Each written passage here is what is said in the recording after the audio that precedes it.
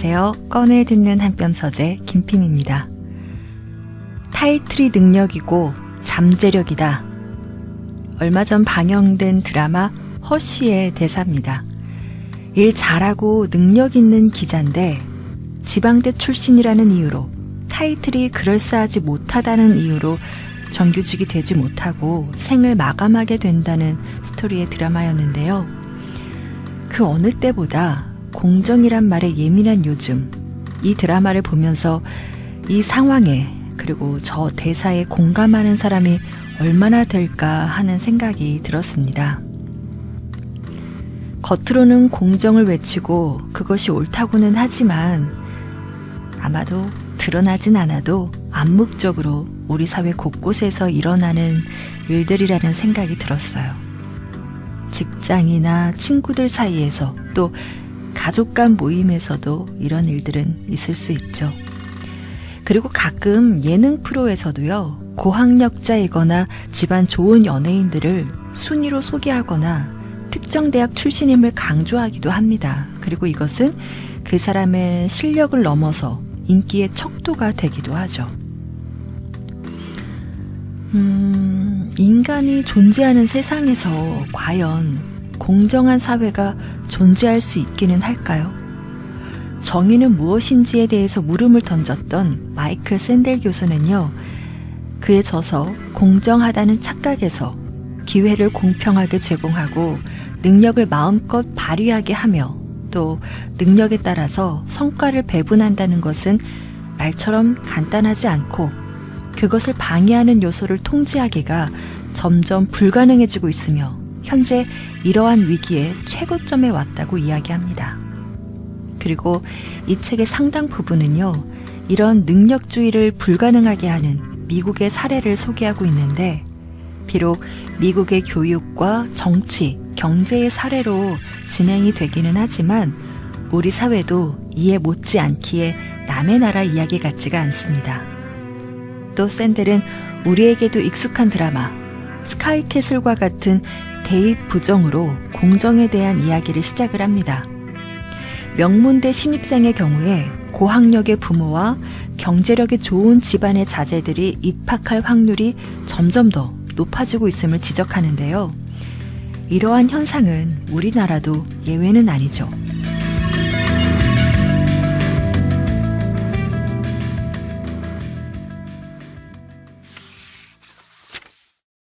실력대로라고?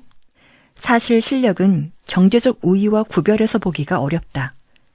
SAT처럼 표준화된 시험은 그 자체로 능력주의를 의미하며 따라서 경제적으로 가장 어려운 배경을 가진 학생이라 할지라도 지적인 장래성을 보일 수 있는 시스템이라고 여겨진다.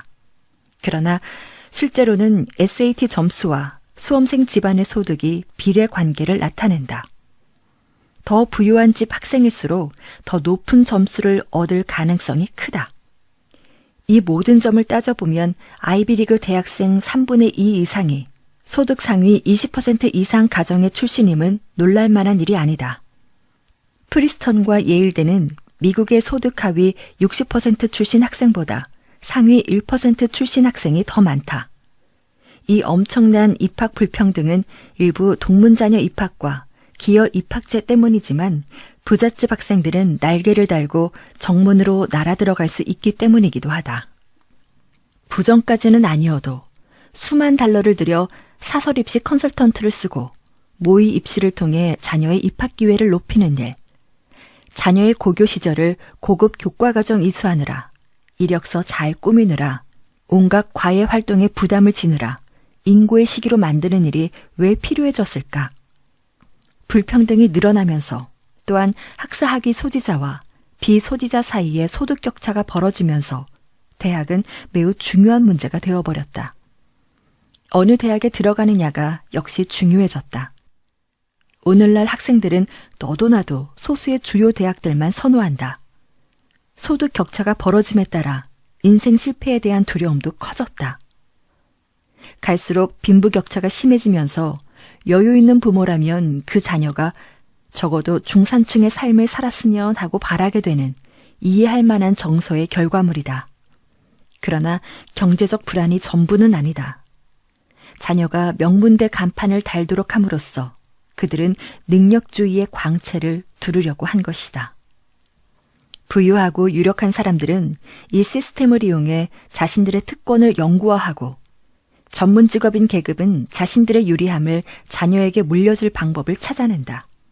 그리하여 능력주의를 세습 귀족제로 탈바꿈시킨다. 대학들은 능력에 따라 학생을 선발한다고 하면서 부자와 인맥 좋은 사람들의 자녀를 유리하게 만들어준다.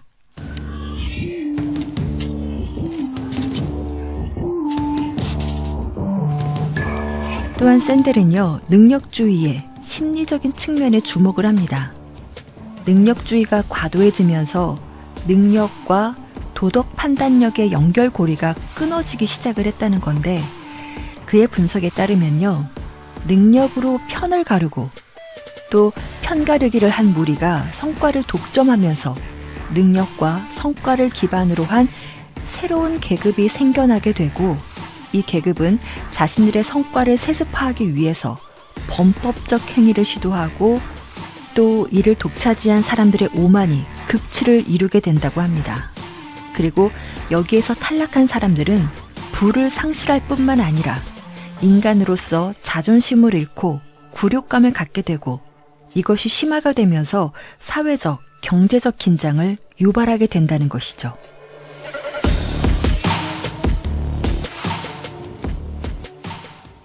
영국, 네덜란드, 벨기에에서 실시한 일련의 설문조사에서 사회심리학자 연구팀은 대학을 졸업한 응답자들이 다른 약점보다 대학 졸업을 못한 약점이 있는 집단에게 더 반감을 가진다는 사실을 발견했다.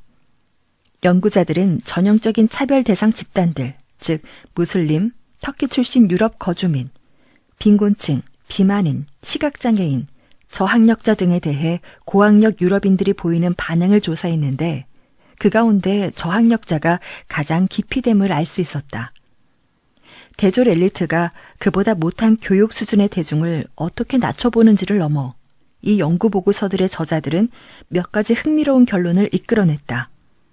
첫째, 그들은 교육받은 엘리트가 교육 수준이 낮은 대중보다 깨어 있어서 더 관용적이라는 익숙한 생각이 어긋남을 포착했다.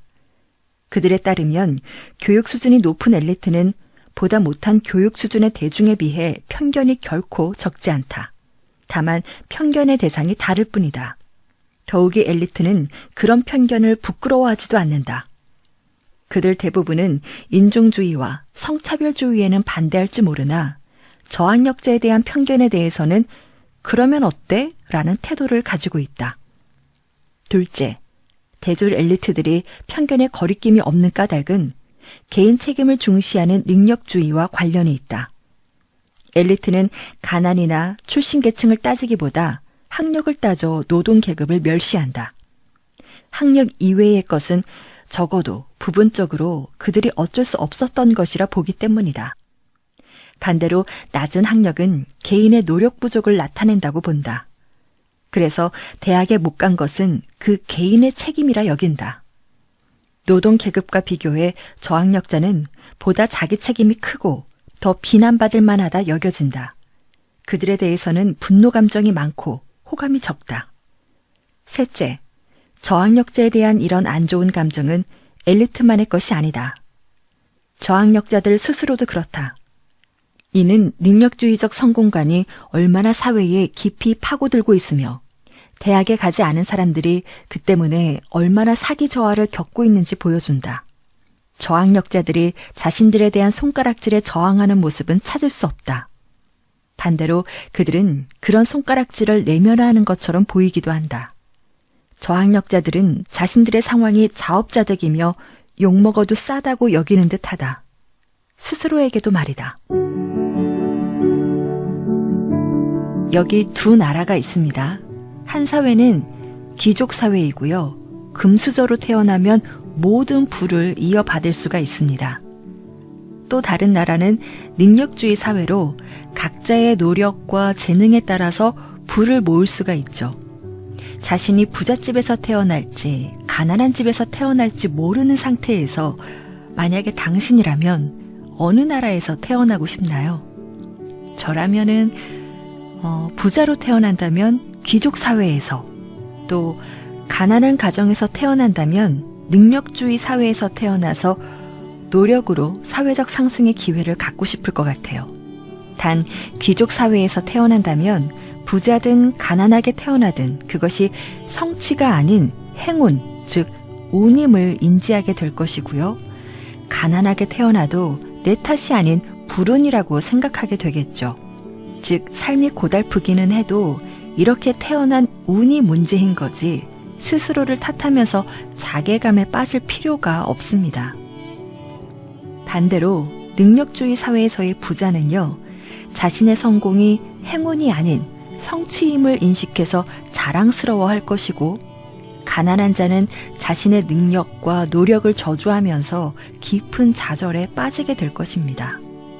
샌델은 묻습니다. 이런 상황에서 당신은 어느 사회를 택할 것인가? 어느 사회가 더 낫고 정의롭다고 확신할 수 있는가? 라고 말이죠.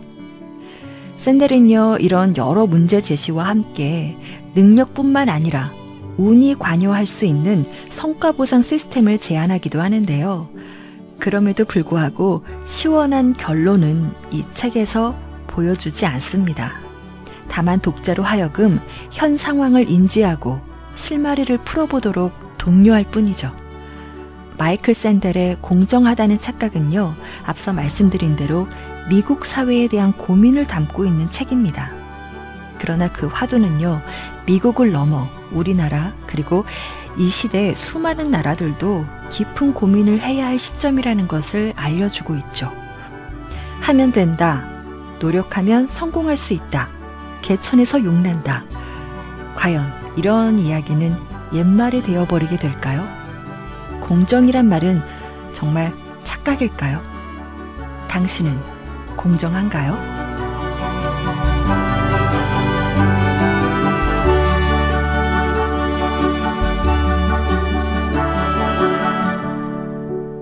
한뼘 서재, 지금까지 와이즈베리에서 펴낸 마이클 샌델의 공정하다는 착각이었습니다.